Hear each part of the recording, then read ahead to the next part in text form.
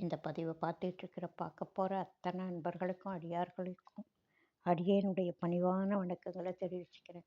அன்பினை பெறுவாயாக. ஆதர்மங்கள் அனைத்தும் நீங்கி துன்பமும் தவிர்ந்து போகும் துயரம் உண்டோ சொல்வாய். இந்த பதிவில் நம்ம பார்க்க போகிறது, இந்த திருவள்ளுவர் என்ன செய்வார், அகர முதல எழுத்தெல்லாம் ஆதி பகவன் முதற்றே உலகு அப்படின்னு சொல்வார். தொல்காப்பியர் நமக்கு கிடைச்ச முதல் நூல், தமிழ் மொழியில் காலத்தால் மிக மிக முந்தைய நூல் தொல்காப்பியம். அந்த தொல்காப்பியம் முழுமையாக கிடைச்சது தான் நாம் செய்த பெரிய பாக்கியம்.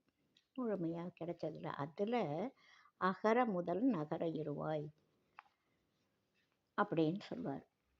ஆனாவில் தொடங்கி நா அப்படின்ற எழுத்தில் தமிழ் முடியுது அப்படின்னு சொல்லி, அதாவது எழுத்தினுடைய முதல் எழுத்தையும் கடைசி எழுத்தையும் தொல்காப்பியரே சுட்டி காட்டியிருக்கார். அதை சரியான முறையில் வள்ளுவ பெருந்தகை அகர முதல எழுத்தெல்லாம் ஆதி பகவன் முதற்றே உலகு அப்படின்னு சொல்லி ஆரம்பிப்பார். அகரம் மொழிக்கு சிகரம் அப்படின்றது எல்லாரும் சொல்கிறது. எல்லா உலக மொழிகள், எல்லா மொழிகள்லையும் அகரத்தில் தான் முதல் எழுத்து ஆரம்பிக்கும் வழக்கமாக. இது எல்லாத்துக்கும் காரணம் என்ன அப்படின்னு கேட்டால், அகரத்தில் அப்படி என்ன அப்படின்னா, நாம் வாயை மூடிட்டுருக்கோம்னு வச்சுக்கோங்க, ஒலி எழுப்பணும். இப்படி மூடிட்டுருக்கிற வாயை அப்படி திறந்தாதான் ஒலி எழுப்ப முடியும். எந்த ஒலியாக இருந்தாலும் வாயை திறந்த உடனே வர்றது அ அ அப்படின்ற ஒலி வரும். அதனால் வாயை திறக்கணும். திறந்தால் தான் பேச முடியும். அப்போது பேச்சுக்கு ஒலிக்கு ஆரம்பமாக இருக்கிறது அ. அதனால் அதை முன்னாடி வச்சுருக்காங்க. ஏதோ ஒரு ஒலி எழுப்பணும், சொல்லணும் அப்படின்னா அடுத்தது வாயை குவிக்கணும். குவிச்சாதான் நம்ம மற்ற வார்த்தைகளை பேச முடியும். அப்படி குவிக்கிறப்போ உ அப்படின்னு வரும். அதை அடுத்த எழுத்தாக அ உ. சரி, வாயை திறந்துட்டோம், திரும்ப மூடணும். அப்படி மூடணும்னா உம்ன்ற சவுண்டு வரும். இது 3 எழுத்துக்களோட கூட்டு தான் பிரணவம். அதாவது இதிலிருந்து தான் வாயை திறக்கணும், பேசணும், திரும்ப வாயை மூடித்தான் ஆகணும், திறந்தே வச்சுருக்க முடியாது. இதில் வர்ற முக்கியமான ஒலிகளாக அ உ இம் இல்லையா? இந்த கூட்டெழுத்து தான் பிரணவ மந்திரமாக சொல்லப்படுது. அதாவது பிரணவத்துக்கு விளக்கம் சொல்கிற போது, பிரணவ மந்திரமே ஆ உ இம்மோடு அடங்கில்ல, அது மிகப்பெரிய விளக்கத்தை கொண்டது. அது சுப்பிரமணிய சாமிகிட்ட போய் சுவாமி மலையில் நம்ம உட்காந்து கேட்டால் அவர் சொல்லுவார், அந்த அ உ இம் அந்த 3 எழுத்துக்களினுடைய சிறப்பு ரெட்டிப்பட்டி சுவாமிகளுக்கும் தெரியும். இருந்தாலும் ஐயின்னு ஆரம்பிச்சிருக்கார். 5 கரத்தாய் அப்படின்னு ஆரம்பிச்சிருக்கார். அதுக்கு என்ன காரணமாக இருக்கலாம் அப்படின்றப்போ, வாரியார் சுவாமிகள், வள்ளல் பெருமான் போன்றவர்கள் இந்த ஐயினுடைய சிறப்பை மிக அருமையாக விளக்குறாங்க. ஐயர் அப்படின்னா, ஐயின்ற அது ஓரெழுத்து ஒரு சொல். ஐயின்றது ஒரே ஒரு எழுத்துக்கே பல பொருள் இருக்குது. ஐயர் அப்படின்னா முனிவர் அப்படின்னு அர்த்தம். ஐயின்னா கடவுள். இந்த ஓரெழுத்து ஒரு சொல்ல ஐயின்னா தலைவன், கடவுள், மேலானவன், உயர்ந்தவன், சிறந்தவன் அப்படின்னு நிறைய நம்ம ஐயன்ற ஒரு எழுத்துக்கே பல பொருள் இருக்குது.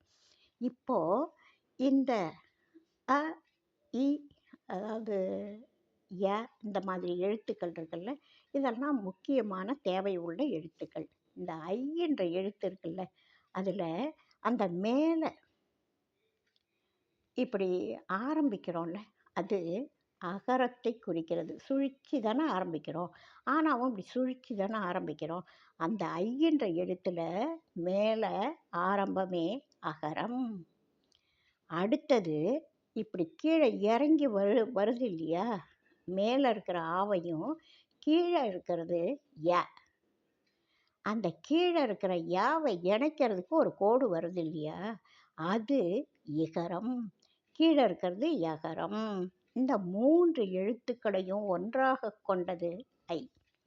இதில் இன்னொரு சிறப்பு என்னென்னா, அந்த ஐயை தலைகீழே பார்த்தோன்னு வச்சுக்கோங்க, எழுத்து மாறுபடாது, ஐயாவே தெரியும் இல்லையா. அது ஒரு மிகப்பெரிய சிறப்பு. அந்த சுழி அகரத்தை குறிக்கும், இடையில் உள்ள வளைந்த கோடு இகரத்தை குறிக்கும், அடியில் யகரம் அமைந்திருக்கிறது.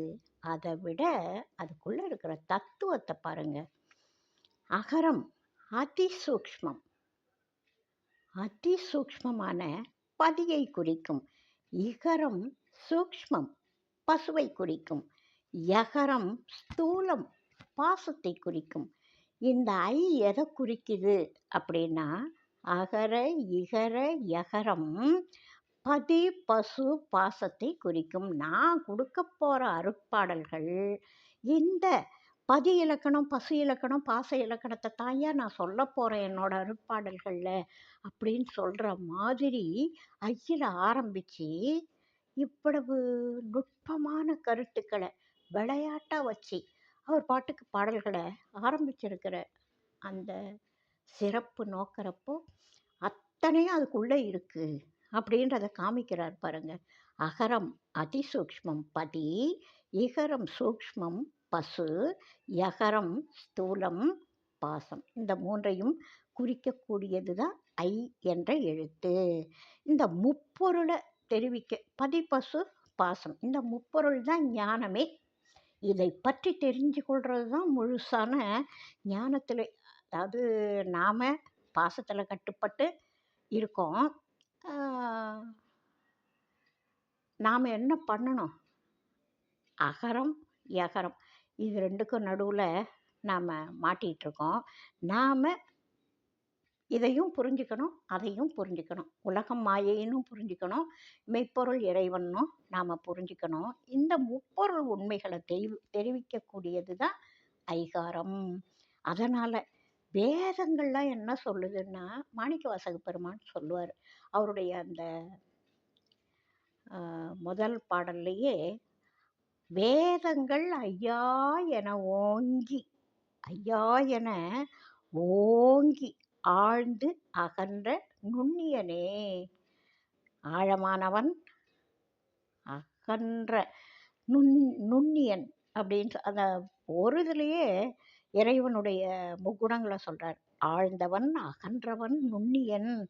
வேதங்கள்லாம் ஒன்றை ஐயான்னு சொல்லுது. அந்த ஐயான்றதுல இவ்வளவும் அடங்கி இருக்கு அப்படின்றத மாணிக்கவாசக பெருமானும் எடுத்து காட்டுவார் அவருடைய பாடலில்.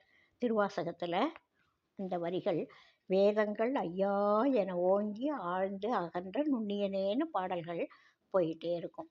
அதுபோல் நம்ம ரெட்டியப்பட்டி சுவாமிகள் இந்த ஐயில் ஆரம்பித்ததனுடைய சிறப்பு, அருட்பாடல்கள் பதி பசு பாசம் பற்றி மக்களுக்கு சொல்ல வருது அப்படின்றத பாடலை எடுத்த உடனேயே முதல் எழுத்துலேயே இவ்வளவு கருத்துக்களை செறிவாக சுருக்கி ஒரு எழுத்தில் சொல்லியிருக்கார், ஆரம்பிக்கிறார் அப்படின்னு நினைக்கிறப்போ ரொம்பவும் பிரமிப்பான விஷயம் அருட்பாடல்கள். அதில் நான் அடுத்தடுத்த பதிவுகளில் கொடுக்குறேன். இப்போது இவருடைய பாடல்களோட ஒப்புமைப்படுத்தி சில கருத்துக்களை சொன்னேன், வேணாட்டடிகளோட பாடல்களோட. இன்னும் மாணிக்கவாசக பெருமான், சம்பந்தர் பாடல்கள், நாவுக்கரசர் பாடல்கள், சுந்தரர் பாடல்கள்லாம் படிக்கிறப்போ இந்த அருட்பாடல்களில் சொல்லப்பட்ட கருத்துக்களை அவங்களும் முன்னாடியே சொல்லியிருக்காங்க. அதைத்தான் இவர் அதாவது ரொம்ப செறிவான விஷயங்களை உள்ளடக்கின மாதிரி சில வரிகளை போட்டு, சில வார்த்தைகளை போட்டு சுவாமிகள் பாடியிருக்கார்.